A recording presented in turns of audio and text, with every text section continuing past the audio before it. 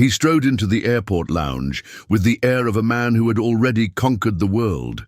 A Swiss watch on his wrist, a multi-million-dollar contract secured, and his gorgeous fiancée at his side. He just never expected to find, between the service trays and dining tables, the woman he had destroyed and forgotten, Clara, his ex-wife, pregnant. She met his gaze for a fraction of a second before looking down, like someone who had already lost everything there was to lose. And in that very moment, Ethan realized, some choices don't cost you money. They cost you your soul. It was early evening when the airport's loudspeakers announced the delay of the flight to Geneva. The main concourse was a swarm of weary executives, restless children, and anxious tourists.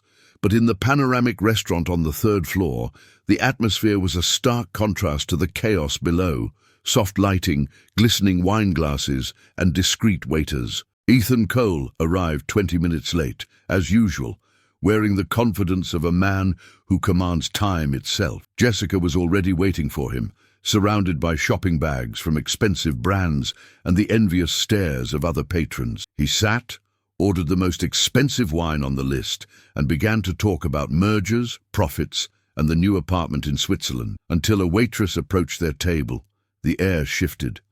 Ethan stopped mid-sentence.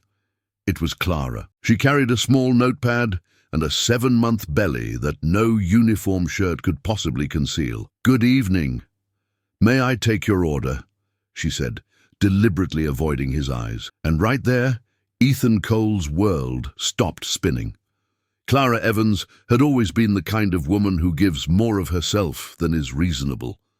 At 27, she was a brilliant advertising executive with sharp ideas and a commanding voice in meetings. She had a promising future, the kind that guarantees awards and recognition. But when Ethan invited her to dream with him, to quit her job, travel the world, and manage the behind-the-scenes of the life he claimed he was building for them both, she believed him. She gave up her career, her steady paycheck, her free Sundays, for love. Out of naivete. The first few months were like living in a romance sponsored by luxury magazines. Dinners in Rome, photos in Santorini, vows whispered in Paris. But the magic faded quickly. Ethan began to change. His admiring gaze turned into constant demands. Sweet words gave way to silence. When Clara got pregnant for the first time, the shock was followed by a miscarriage that left her shattered. And him? He said maybe it was for the best, that children would get in the way of their plans. Slowly, she ceased to exist in his life. She became an elegant shadow at social events, an invisible employee at his company, a woman with no place in her own home. The final blow came with a veiled affair. He denied it, of course, and a cold divorce, settled in a 3-minute conversation with a lawyer, and zero remorse.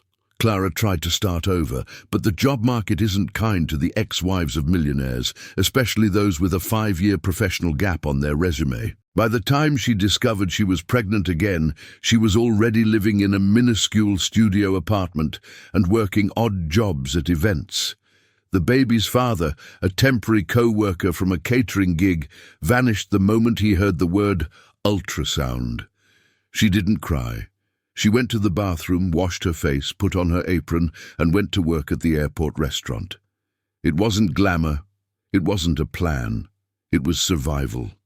One plate at a time, one tip at a time, one day after the other. Until today. Today, among the clients in the VIP section was him, Ethan, with someone else. Smiling, talking about investments, as if the last 2 years had never happened. But they had. They were etched into her skin, her soul, and the 7-month belly she carried with silent dignity. Clara no longer dreams of mansions or dinners under chandeliers. Her greatest desire now fits inside a manila envelope filled with prenatal exams and medical prescriptions. She wants peace, stability, a safe corner where she can lie down without fearing tomorrow, where she can listen to her daughter breathe without the weight of insecurity haunting her door. Ever since the pregnancy test came back positive, she's been living with a constant cold knot in her stomach, Not from fear of childbirth, but of what comes after. Baby clothes are expensive. Diapers disappear in days. The rent falls behind. The power company threatens to shut off the lights. The bills arrive, and they don't ask if she's tired, if she slept well, if she cried herself to sleep in the middle of the night. In the few moments she gets to sit down, Clara sketches. On loose sheets of paper, she imagines her daughter's room. Lavender-colored walls, a simple wooden crib, a shelf filled with children's books, and a window with sunlight. It doesn't need to be big. It just needs to have silence, safety, love. But reality is different. She lives in a 300-square-foot studio. The bathroom is shared with 3 other apartments on her floor. The stove is a single electric hot plate, and the fridge is almost always empty. The crib, a gift from a kind customer, is still in its box, leaning against a corner because there's no room to assemble it yet. Clara dreams of dignity. She doesn't want favors. She doesn't want pity. She wants to be able to pay her own bills, buy fresh fruit, take her daughter to the pediatrician without depending on someone for a ride. She wants to look in the mirror and recognize some part of the woman she was before she was left behind. She dreams of respect. During their marriage, she heard 1,000 times that everything was for her, that he worked so hard to give her the best. But she never got to choose what the best was. The gifts came with guilt, the dinners with silence, the trips with absence. Love became a performance. And when she finally said, "I'm not happy," he replied, "You're being dramatic again." Now pregnant, abandoned, serving plates to executives with curved glass phones and Italian loafers, all she craves is the opposite of luxury. She craves routine, a quiet routine, without surprises, without fear. She talks to Lily, the name she's chosen for her daughter, every night before she sleeps. She tells her about the world, about the smells of the street, about the sounds of the restaurant. She says she'll figure things out, even without knowing how. She promises it will be different, that she won't repeat the cycle of her own mother, who raised 3 children scrubbing stairs and still managed to smile when there was bread and butter for dinner. The fear never leaves, but there's something about feeling Lily's kicks that reignites her courage. Clara whispers to her belly, "You will not grow up feeling like an afterthought.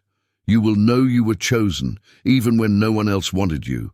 You will have everything I didn't, even if I have to serve 1,000 tables and face 1,000 grey days." And then she closes her eyes and imagines coming home with a bag of groceries. She opens the door, the light turns on. Lily smiles in her makeshift crib. Clara takes off her shoes, collapses onto the mattress, and for the first time in a long time, feels like she's survived the day. That is her wish, simple, yet enormous. A desire that burns in her chest, not for what she lost, but for what she still wants to build. Not for Ethan, never again for him, but for Lily, for the chance to finally be the author of her own story, and maybe, just maybe, for herself too. After the unexpected reunion, Clara did her best to pretend nothing had happened. She continued serving tables, taking orders, and clearing silverware as if the ground hadn't just trembled beneath her. But inside, everything was falling apart. That same night, when she got back to her small apartment, she carefully removed her apron and pressed her hands into the small of her back. The aches were becoming more frequent. The doctor had said it was normal in the 7th month, especially for someone who spent 8 hours on their feet. But Clara had no alternative. She had to work. Missing a shift meant a pay cut, and a pay cut was the same as going hungry. As she heated up some rice and an egg in a warped pan, her phone buzzed. Unknown number. She hesitated before answering. "Clara?" The voice she hadn't heard in 2 years landed like a punch. "Ethan, how did you get my number? It wasn't hard. Can I see you? You already saw me today. That was enough. Please, we need to talk." "We don't need anything, Ethan, and I have to eat my dinner. Goodbye." She hung up before he could reply, but the call echoed in her mind. Why now? After everything? In the days that followed, Ethan showed up at the restaurant twice more. He sat at nearby tables, ordered something random from the menu, but never took his eyes off her. Clara pretended not to notice, but she could feel it. His stare burned like headlights in a thick fog.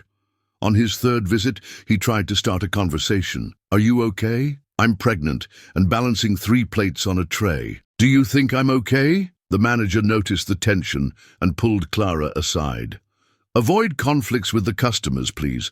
Our online reviews are already low. He's not just a customer, he's my ex-husband. All the more reason not to get involved. I don't want any trouble." It was the first time she felt ashamed to be there, as if her very presence was a mistake. That night, she had nightmares. She dreamed that Lily was born in silence, that she didn't cry, that she didn't move. She woke up drenched in sweat, her belly hard, feeling a faint contraction that quickly subsided. But the fear lingered. The next morning, she went to a community health clinic. The doctor recommended rest, but Clara just laughed. "Rest? I have rent to pay. The rent doesn't rest." She went back to work with a firm expression on her face and trembling hands. She applied makeup to hide the dark circles under her eyes, but there was no filter for the pain in her back. Ethan came back, this time with flowers. He asked to speak with her outside the restaurant. Just 10 minutes. 10 minutes won't erase 2 years. "Clara, listen to me. I know I messed up. You don't even know where to begin." She turned her back and walked back into the dining room, and at that exact moment, Lily gave a powerful kick, as if she too was saying, "Go away." The conflict was intensifying from the inside out. Her co-workers started to notice, to whisper, "Is that her ex-husband? I wonder if the baby is his. Is she going to get back with him?" The idle curiosity of others turned into disguised judgment, and the little dignity Clara had been clinging to was hanging by a thread. On Thursday, while folding napkins near the service station, she felt a wave of dizziness. She sat down quickly to keep from falling. The waiter next to her just glanced over and went back to the dining room. No one asked if she was okay. What scared her most wasn't her failing body.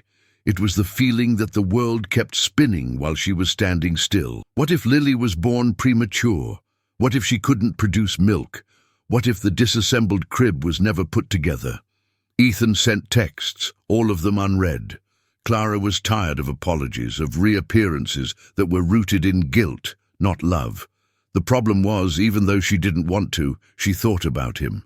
She thought about the way he had looked at her belly, as if seeing it broke something inside him, but she couldn't afford to break too. Not now. And it was in this invisible tension, in this screaming internal silence, that Clara began to lose herself.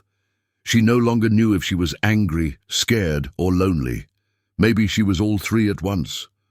It was Saturday night, and the airport restaurant was packed. A flight from Dubai had been rerouted to JFK, and the VIP lounge was buzzing with businessmen, last-minute celebrities, and passengers furious about their missed connections. The restaurant management had arranged a special dinner for the occasion.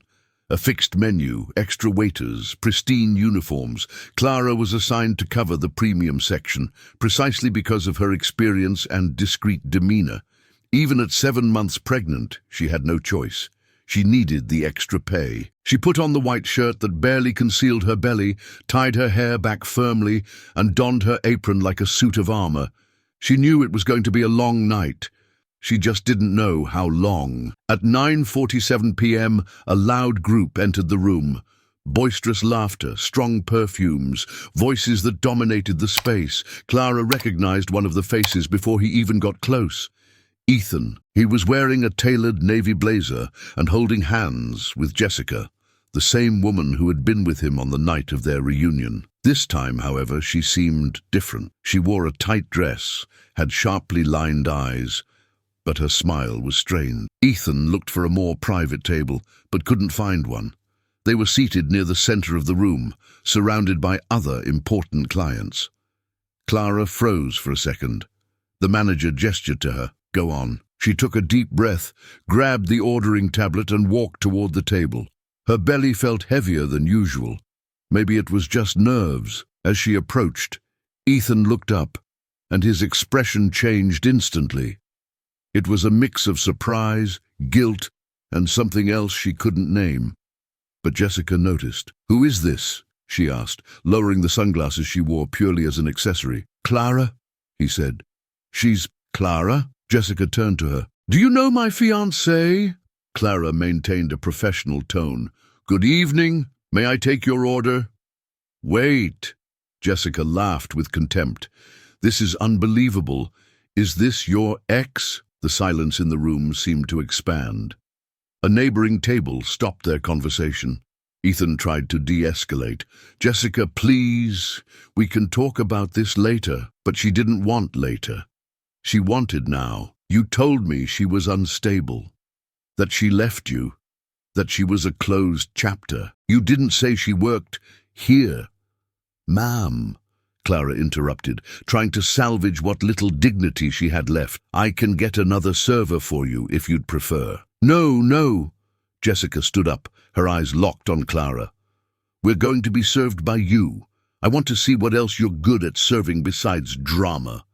Ethan stood up too. "That's enough. This isn't necessary."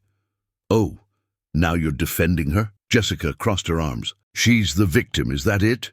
The poor little thing? Look at the size of that belly. What is this? Emotional blackmail?" The blood rushed to Clara's face. Her eyes began to burn, but she swallowed hard. The customer at the next table was whispering something to her husband. A staff member walked by with wine glasses, pretending not to see. The manager watched from a distance, concerned only with the VIP's experience. "Jessica," Ethan said in a lower tone, "let's discuss this somewhere else." "I demand to know," she pointed at Clara's stomach. "Is that child yours?" The entire room fell silent. Clara didn't answer. She just fixed her eyes on Ethan, daring him to speak. "No," he said finally. "It's not mine." "But you're still chasing her. I can see it. You've been acting strange ever since that dinner, and now I understand why." She turned back to Clara. "Congratulations. You managed to become the martyr of the story. I bet you did it on purpose." Clara took a deep breath. She wanted to say 1,000 things. She wanted to scream, but all she said was, "Ending a marriage isn't a failure. Staying in an empty one is." "Oh, so now you're a philosopher?" Jessica sneered. The manager finally approached. "Is there a problem here?" "Yes," Jessica answered before anyone else could. "This employee is being disrespectful to me, and from what I can see, she's emotionally involved with a customer. Isn't that unethical?" The manager turned to Clara. "Do you want to talk in the back?" "No," Clara replied firmly. "I'm fine. I just want to do my job." "Then do it," Jessica said, picking up her wineglass. "Bring me the tasting menu, and wipe the table properly. It's smudged." Clara turned away. She took 2 steps and felt the world go dark, a sudden dizziness followed by a ringing in her ears. The voices became noise, the lights seemed distant. She tried to steady herself on a service tray, but everything crashed to the floor with a deafening clatter. Plates, silverware, glasses, everything. The entire room stared. Ethan rushed to her side, but Clara pushed him away, holding up a hand as if to say, "Don't." She stood, trembling but not crying. The manager whispered, "Go home.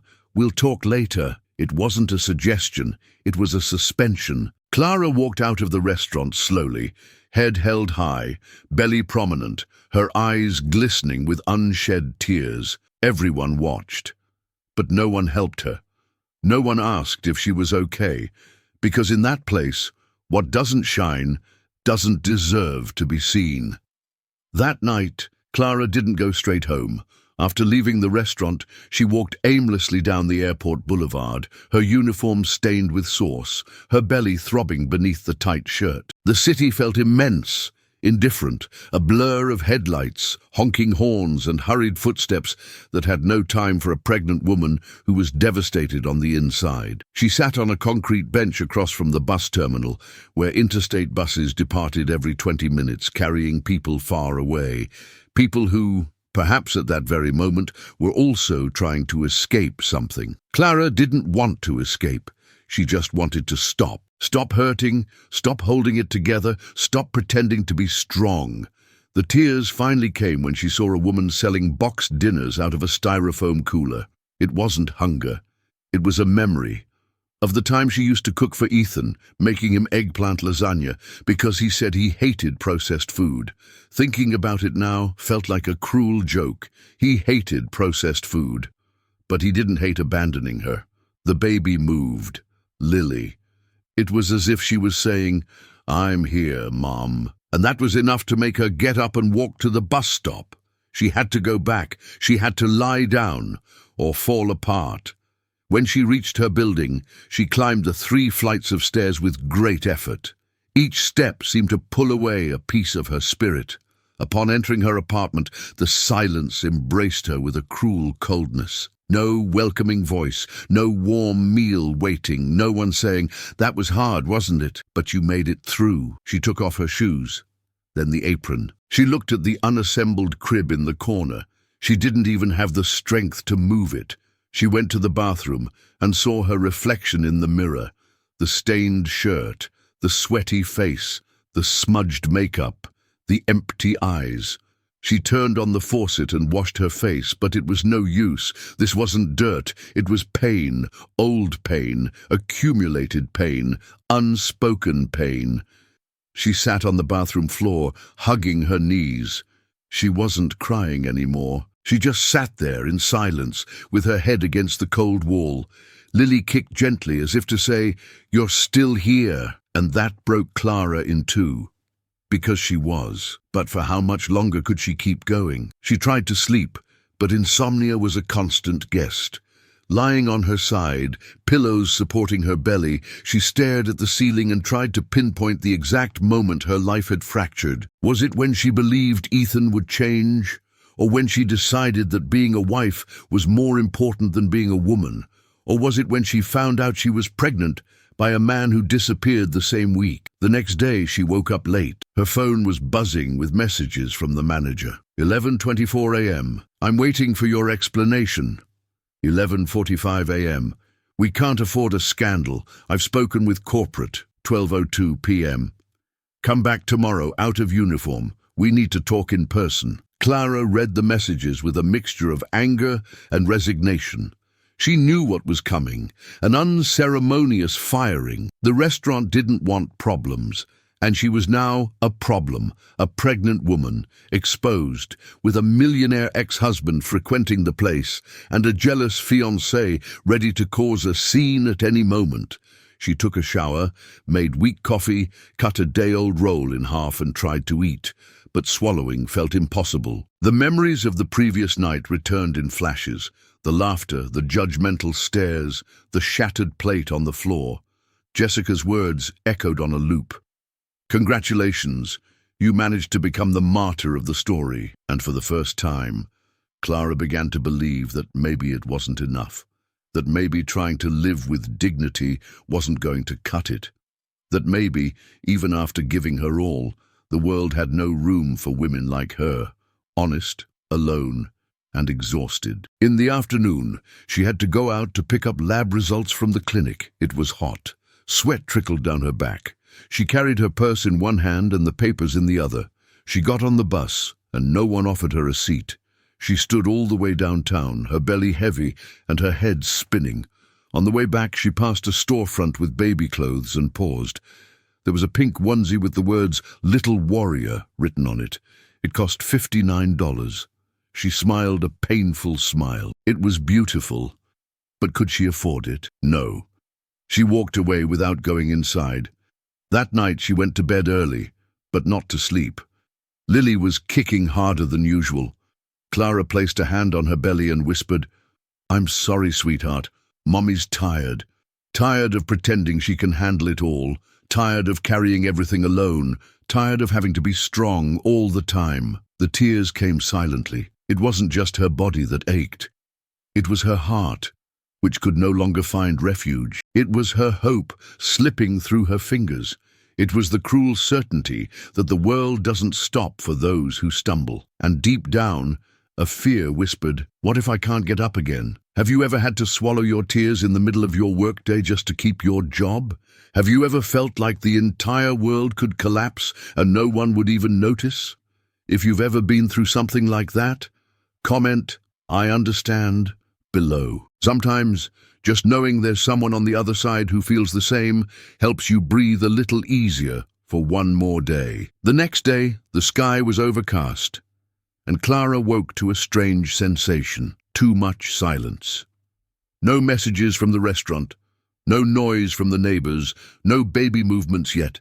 For a second, panic shot through her. She sat up with a jolt, holding her belly, and whispered, "Lily, honey, give me a little sign, just one." As if she'd heard, a gentle kick came. Faint, but it was there.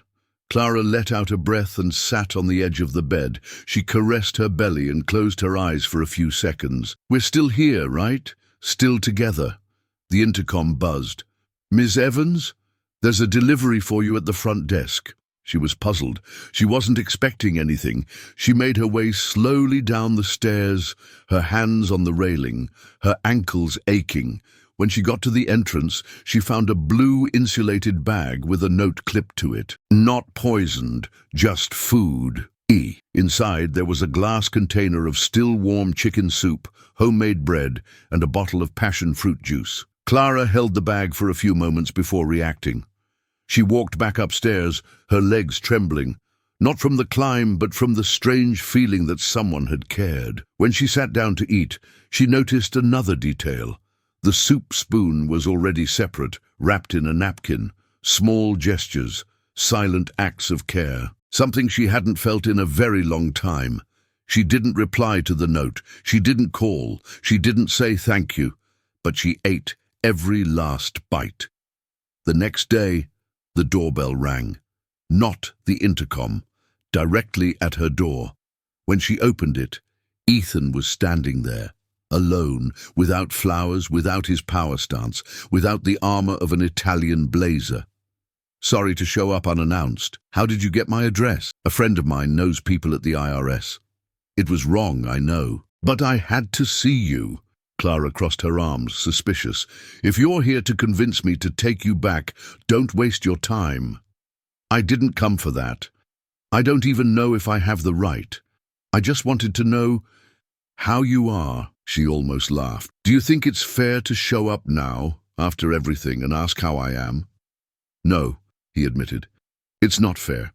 But I'm trying to do what I never did before. Listen." The silence between them was uncomfortable, but something about Ethan seemed different. Less arrogant, more present. "And was this food your idea too?" she asked, holding up the empty container. "I made it myself. Watched a YouTube video. Almost set the kitchen on fire. And why? Why now?" He hesitated, took a deep breath. "Because yesterday I saw you fall, and no one helped you up, and I can't get that out of my head. You didn't just see me fall yesterday, Ethan. You watched me crumble for years, and you pretended it had nothing to do with you." He lowered his head. "I know. No, you think you know. But you'll never know what it's like to come home with an aching body, not knowing if you'll make rent and still have to smile at your belly so you don't scare your own child." His eyes welled up, but he didn't cry. "Let me help. Not to fix everything, but to do things differently from now on." Clara leaned against the wall. She needed the support. It hurt to hear him say that. It hurt because a part of her wanted to believe it, wanted to let herself rest. "Help how?" "However you want. If you just want food, I'll cook. If you want silence, I'll disappear. But if you want me to stay, to be support, just support, I'll stay." "And your fiancé, we broke up. She deserved someone whole. And I was never whole after I left you." Clara felt the resistance inside her begin to crack. Not for him, but because she was tired of fighting alone. Sometimes accepting support is also an act of courage. "I don't have the energy for a relationship." "Neither do I," he said. "But maybe we have the energy for something simpler, like respect, presence, responsibility." She hesitated for a second and then said, "Do you have any soup today? I made lasagna. It's terrible, but I brought it." She opened the door slowly. "You have 20 minutes. After that, you leave." He walked in silently, no smile, no attempt to impress. Clara noticed something new.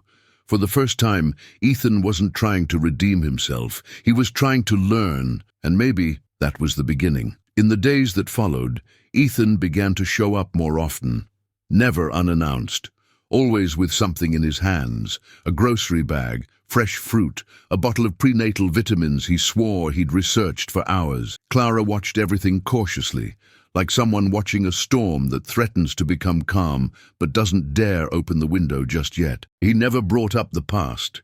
He didn't ask about the baby's father or press her to know if she still loved him. He just came, helped with what he could, and when Clara said, "I think that's enough for today," he would leave. No drama, no demand. At first, she maintained a rigid posture, as if fearing that a single gesture of softness could be mistaken for forgiveness. But over time, something began to shift, in the small things. Like when she agreed to let him wash the dishes after dinner, or when she let him make the rice, and laughed discreetly when he burned it. The apartment was still small, the crib still in its box, but there was more of a good silence. The kind of silence where you can hear the other person breathe and somehow find comfort in it. On a rainy Tuesday, Ethan arrived soaked, with a coat thrown over his shoulders and a laminated envelope in his hands. "What's this?" Clara asked, her patience thin. "Responsible adult stuff," he smiled. "Health insurance, a private plan, full coverage for the birth and for the rest of your checkups." She looked at him with suspicion. "Are you going to throw this in my face later?" "No, it's not a bargaining chip. It's just care." Clara took the envelope. Inside, she felt angry that she needed this, that she couldn't afford it all on her own. But she also knew how to recognize a sincere gesture, and in that moment, that's what it seemed to be. Later, as he assembled the crib on the living room floor, Clara sat on the couch and watched. He read the instruction manual like it was a complex equation. He tried to hide his frustration when he used the wrong screws, and his eyes smiled when he got it right. "Why now, Ethan?" she asked out of the blue. "Why all of this now?" "Because you're giving me a chance I never gave you, the chance to truly start over. And what if I'm just too tired to say no? Then I'll stay here, just until you're rested enough to send me away with conviction." Clara didn't answer, but she let out a quiet humph that for some reason made Ethan breathe a sigh of relief. The following weeks continued in this strange rhythm, a dance between closeness and boundaries. He started sleeping in his car, parked in front of her building, on the days she felt too unwell to carry groceries or manage the house. He said it was for her safety, in case she needed something in the middle of the night. She never asked, but she liked knowing he was there. One Saturday, Clara woke up with severe back pain. She thought it was just another common discomfort, but when she stood up, she felt a warm liquid run down her legs. The shock hit her like a punch. She cried out for help, but no one heard. She grabbed her phone and called him. He answered on the first ring. "I'm on my way." Within minutes, Ethan burst into the apartment, out of breath. "Did your water break?" "I think so. It hurts." "But it's not time yet," she said, panting. "We're going to the hospital now." He helped her get dressed, grabbed the hospital bag she had carefully packed days earlier, and rushed down the stairs with her leaning on his shoulder. During the drive, Clara squeezed his hand tightly. "Don't let go. I won't." They arrived at a crowded public hospital. The receptionist didn't even look up when she said, "No beds, emergencies only." Ethan exploded. "She's 35 weeks. Her water broke. She needs to be seen now." A doctor appeared. It was Dr. Marissa. She looked at Clara, then at Ethan. "Are you the father?" "I'm the closest thing she has to one today." The doctor nodded. "Room 3, now." During the exam, Clara cried from the pain. But it wasn't just physical. It was fear. Her body was giving signs that Lily wanted to come early, that their timing was no longer a choice.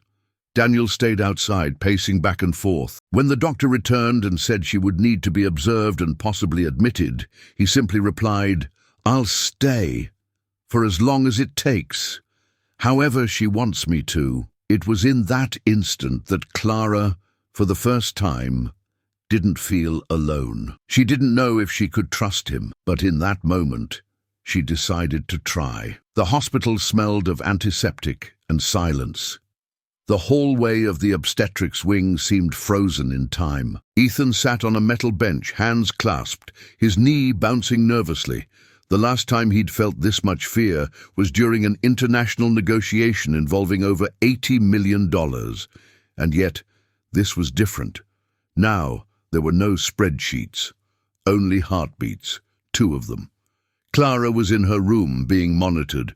The contractions had lessened, but the doctor chose to keep her for observation as a precaution. Any fluctuation could bring on labor, she had said. Ethan nodded without question. For the first time, he was in a place where he couldn't control anything, and still he chose to stay. It was in the middle of that night, sitting alone in the hallway, that he made the decision that would change everything. The next morning, while Clara slept, exhausted and fever-free, he left quietly. He went to her apartment, collected the assembled crib, Lily's clothes, the hospital bag, and whatever else he could fit in his car's trunk. Then he drove to his own apartment, the one with the panoramic view and expensive furniture. He called a moving company. "I want everything out of the master suite, and I need you to prepare the second bedroom as a nursery. Send someone now."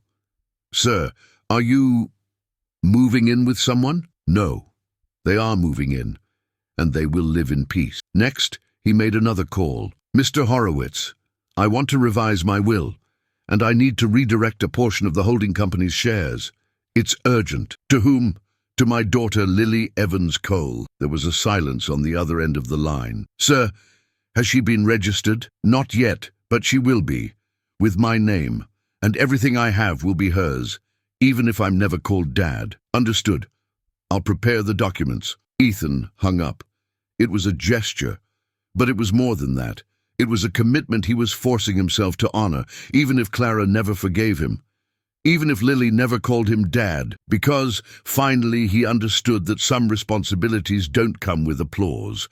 They come with consistency. He returned to the hospital in the afternoon. Clara was awake, propped up uncomfortably in bed, reading a pamphlet about premature babies. "Where did you go?" she asked suspiciously. "To take care of a few things." She raised an eyebrow. "What kind of things?" "You'll be discharged soon. You and Lily need a better place. I've arranged everything." "Ethan, wait," he said. "It's not a trap. It's a gesture. If you want to go, the house is yours. If you don't, just let me know and I'll leave the keys with you. But you two are not going back to that windowless apartment." She took a deep breath. "And what do you get out of this?" "Nothing. Absolutely nothing. In fact, I'll probably lose what little control I had left. But at least I'll get the chance to do something right. For real." Clara turned her face away, trying to hold back tears. She didn't want to be moved. She still didn't trust him. But a part of her, the part that was tired of fighting, wanted to accept. 3 days later, Clara was discharged. The doctor said labor was still a few weeks away, but that rest was essential. Daniel pulled up to the hospital entrance with the back seat full of pillows and cut fruit. "You're treating me like I'm made of porcelain." "I'm treating you like someone who's carrying the most fragile and valuable thing in the world." She didn't reply. She just got in the car. When they arrived at the new apartment, Clara froze. The living room smelled of fresh cleaning supplies. There were yellow flowers on the table, and the adjacent room was painted lilac. In the crib was a blanket embroidered with the name Lily. "Did you hire a decorator?" "I did it myself, copied it from the internet, used the wrong paint the first time. But I got it right, eventually." She touched the wood of the crib. It all felt surreal, like she was stepping into someone else's life. "You can stay as long as you want, or as long as you need. Just don't let me stay if you don't want me here." She turned her face away but didn't answer. In the following days, Ethan learned how to cook properly, to make chamomile tea with honey, to separate whites from colors in the laundry, to listen without interrupting, to coexist with silences without trying to fill them. And most importantly, to see Clara as he had never seen her before, a whole woman, even in her broken pieces. One night during a thunderstorm, she called him into her room. "I'm scared." "Of the contractions?" of not knowing how to be a mother. You already are. Every time you breathe for her, you are. She lay down, and for the first time allowed him to hold her hand. They fell asleep like that, half apart, but together. 2 weeks later, Lily decided to be born. The delivery was tense, fast, but filled with strength. Clara screamed, cried, and sweat, but when she heard her daughter's first cry, it all seemed worth it. Ethan was there, by her side, not as a savior, but as support. "She has your nose," he said, smiling through watery eyes. "Good thing." Clara smiled back, exhausted. "Yours is a little crooked." They both laughed. Hours later in the hospital room, with Lily sleeping between them, Ethan turned to her and said, "Thank you for letting me be here." "I didn't let you," Clara replied. "You stayed." It was true.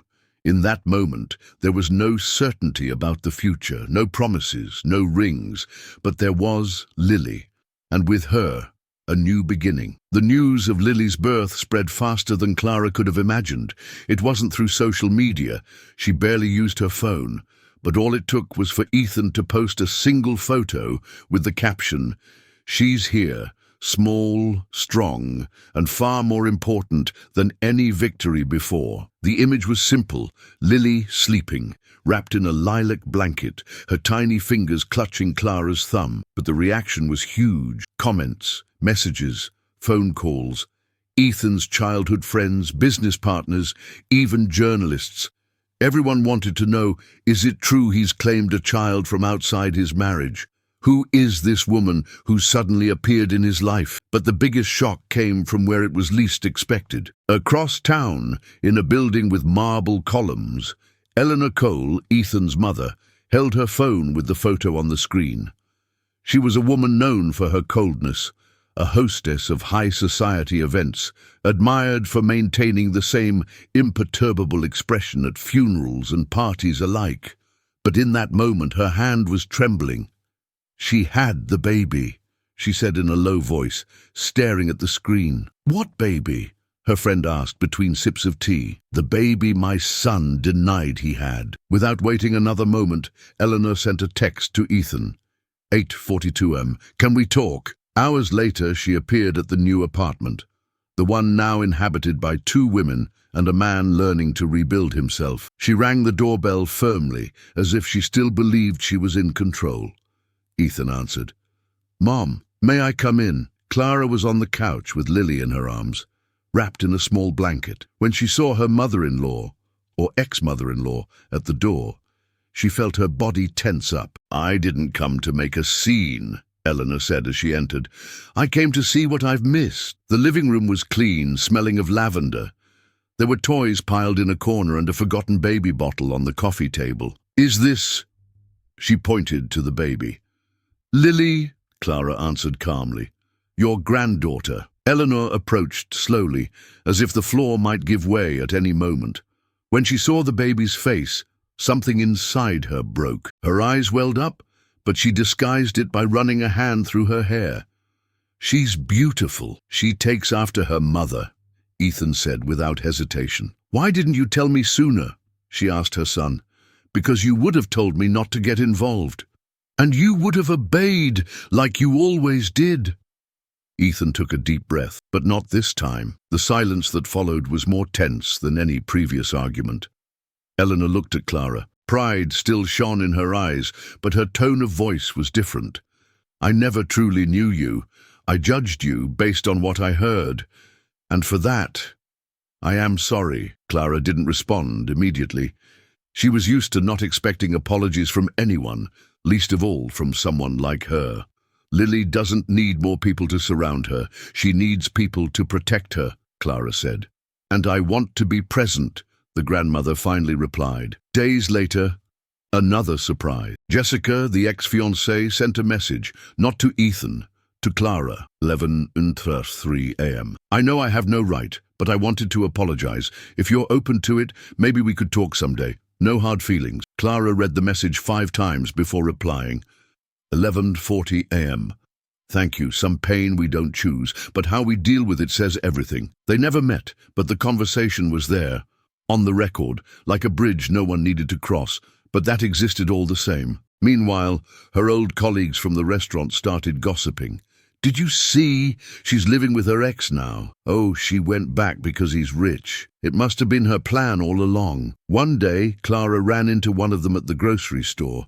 She was holding Lily, trying to balance a bag of diapers with one hand.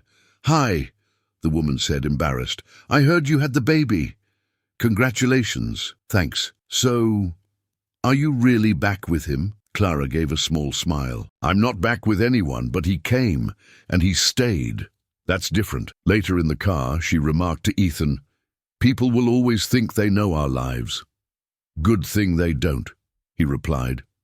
At Ethan's company, the partners grew wary of his absence from important meetings. "He's losing focus," they said. "The group's image is changing." When Ethan showed up at a private event with his daughter and introduced her as his legitimate heir, the smiles froze. "This is my daughter," he said. "And yes, I am prioritizing my family. Anyone who doesn't understand that can reconsider their values or their contracts." No one dared to question him. But in that moment, many realized the man from before was gone. And in his place stood someone much harder to deal with, someone with a purpose.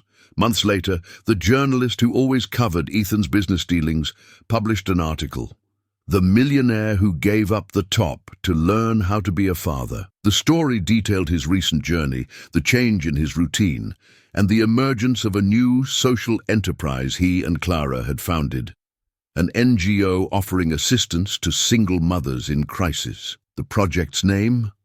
Lily's House. The reactions were immediate. Some applauded. Others called it opportunism. But for Clara, none of it mattered. Because there, in the house that once held only silence and tension, there was now soft music, the smell of baking cake, and a child growing up surrounded by affection. The people who had humiliated her began to fall silent. Those who had doubted her disappeared, and those who truly loved her stayed. And in the end, that was the world's response. It doesn't always change. But when you change, the world around you has no choice but to react. Clara learned that strength isn't what they say in self-help quotes. Real strength is waking up on a bad day and getting out of bed anyway. It's making coffee even when you're not hungry. It's smiling at a baby even when your heart is in pieces. It's moving forward even when the world won't offer you an inch of shelter. She doesn't consider herself a hero, nor does she think she won. For her, winning was never the goal. What she wanted and still wants is something much simpler and more profound: peace and the dignity to exist without being erased. For a long time she thought she had something to prove, that she needed to show everyone she was capable, that she could raise a child alone, that she would survive abandonment, humiliation, and loneliness. But what freed her the most was realizing she didn't have to prove anything. Not to Ethan, not to society, not to her former colleagues, not to anyone. Clara understood that her story didn't have to be perfect to be valuable. She realized that accepting help isn't a sign of weakness, but of wisdom, and that pride, when used as a shield, only isolates us. Sometimes all a woman needs is a real, concrete gesture, not promises or pretty words, but presence, someone who stays when everyone else leaves. She also understood that forgiving isn't forgetting, and it certainly isn't allowing the pain to be repeated. For her, forgiveness was moving on without carrying the weight of those who hurt her.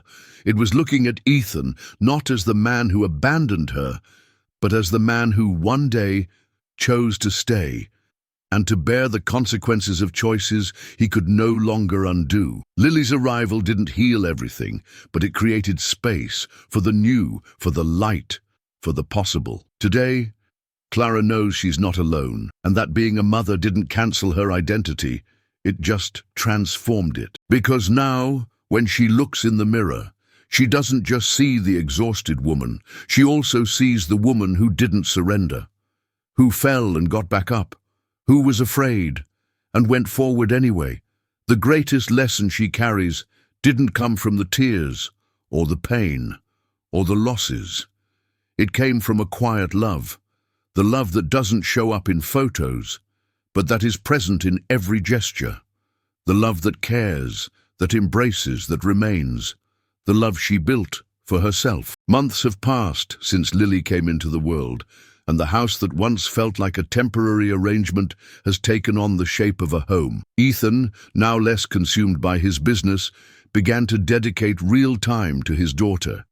He learned to change diapers in the dark, to hum off-key lullabies, and to understand the different cries: hunger, colic, sleepiness. He started to discover that presence, contrary to what he had always believed, wasn't a matter of status, but of surrender. He maintained some of his corporate routine, but transferred the presidency of the holding company to a partner, staying on as a board advisor. His new priority was clearer: Lily. And in parallel, the NGO he co-founded with Clara was growing quietly. Lily's house began serving pregnant women facing abandonment. It offered medical care, legal aid, and above all, a listening ear. The listening ear that Clara never had when she needed it most. In every story she heard, she recognized herself. And in every woman they helped, she found pieces of herself. The project received donations from people Clara would never meet, but who were touched by the simplicity of its mission: dignity for single mothers. Eleanor, who at first visited with formality and distance, began to let her guard down. She spent one afternoon a week with her granddaughter. In the beginning, she brought expensive gifts. Later, she started bringing stories about what Ethan was like as a child, about how she herself had to harden to survive in a world of rich, cold men. One day, looking at Clara, she said quietly, "I should have been different, but you still can be." Jessica faded from the center of the story, like a name disappearing from the page. She married a younger executive a few months later. She never made contact again. But Clara held onto that gesture of apology as a reminder: not every mistake needs a stage. Sometimes a sincere, even silent apology is enough. Her old co-workers from the restaurant? They vanished. Some saw the news report, others ignored it. None of them called. But Clara didn't expect them to. The past didn't need invitations, only closed doors. And what about Clara? She didn't go back to being a waitress or a secretary. She became the director of the NGO. She wrote articles, participated in discussion groups, and spoke at community events. But above all, she continued to be a mother. Not a perfect mother, but a whole one. And Lily, she grew up surrounded by true love. A love that was stitched together in silence through stumbles, difficult decisions, and brave choices. And in that house, which was once just a temporary shelter, something rare and precious came to live: tranquility. If this story touched you in any way, if you felt something in your chest at any point, leave a like. It shows us that it's worth continuing to tell stories like this. And tell me in the comments, what city are you watching from? I read all of them, really. And I love replying to those who take a moment to comment. If you believe in the power of real, transformative stories, subscribe to the channel. This is just the beginning, and every new subscription gives me the strength to keep going. Don't leave yet. Choose one of the stories on your screen and stay with me.